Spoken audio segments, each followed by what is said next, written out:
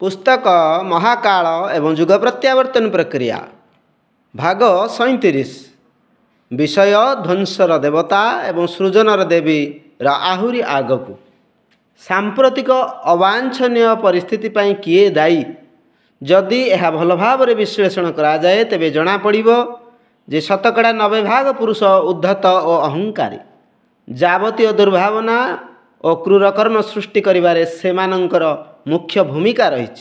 अपराधी दुष्ट दुरात्मा एवं दंडित व्यक्ति मानक मध्यरे 90 भाग केवल पुरुष वर्तमानर 90 भाग उद्धत पुरुष जेहेतु एही अवक्षय पाई दायी भविष्यत प्राकृतिक दुर्योगरे सेही माने ही अधिक संख्यार क्षतिग्रस्त हेबे। नारी साधारणतः क्रूरकर्म ठारू दूरे रहे सेथिरे जदा कदा तार योगदान थाए और ताहा अति नगण्य तेणु से निजर आध्यात्मिक गरिमारे पुरुष अपेक्षा अधिक पवित्र उज्ज्वल सौम्य और शांत होइथिबारु दुर्दैवर कोपभाजन हुए नाही।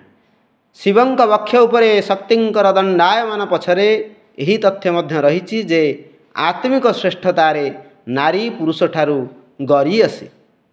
एही दृष्टि रे पुरुषर पतन हुए किंतु नारी निजर श्रेष्ठता को प्रमाणित करी गर्वोन्नत ठाणी प्रसन्न बदन रे दंडायमान थाए। भावी नवनिर्माण रे घर रास्ता कलकारखाना सेना अथवा अस्त्रशस्त्र प्राधान्य न थाई भावनात्मक निर्माण को प्राधान्य दियाजिवो। ए क्षेत्र रे नारीर ज्ञान अनुभव तथा अधिकार असंदिग्ध एणु स्वभावतः जे जहार अधिकारी से ताहार उत्तरदायित्व वहन करिवो। भावी पुनरुत्थानर प्रधान भूमिका पुरुषर न होई नारीर हेब। विनाश भूमिका को सरंजाम जोगाइबारे क्रूरकर्म बुद्धि विनियोग करिबारे पुरुष आगरे रहिबो। से ही विश्व शांति उपरे आक्रमण चलाइछि। एबे निज दुष्टतार पूर्णाहुति रे आउ किछि अधिक हस्तकौशल से देखाए तो तहिरे आश्चर्य हेबार किछि नाही। शिव पछकू रही जाती तो शक्ति आगकू आसती। शिव शोई रहती तो शक्ति जाग्रत रहती। शिवंक उपरे शक्तिर अवस्थान पछरे यही तथ्य निहित। आमे जहाँ देखु ताहा यही तथ्यर एक आलंकारिक चित्रण मात्र।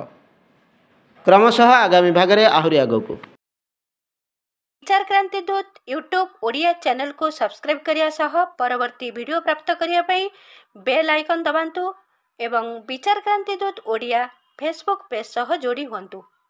धन्यवाद।